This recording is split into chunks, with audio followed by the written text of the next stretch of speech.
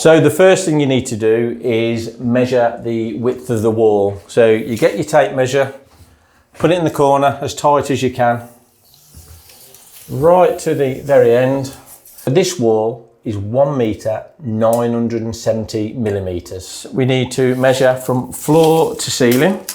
And on this occasion, we have got 2 metres 200. The panels we are using today are 250 millimetres wide. So for this wall, you would need 7.88 panels, which to round up, you'd actually buy 8 panels. Or to make life easier, you could actually go on the website and use the online calculator, which will work this out for you. To work out how many ceiling panels you need, the first thing you need to do is take the measurement of the width and the length. What we've got here is 2 metres 750. Measure the width as well. And we've got 2 metres here. So this ceiling is 2 metres 750 long by 2 metres wide.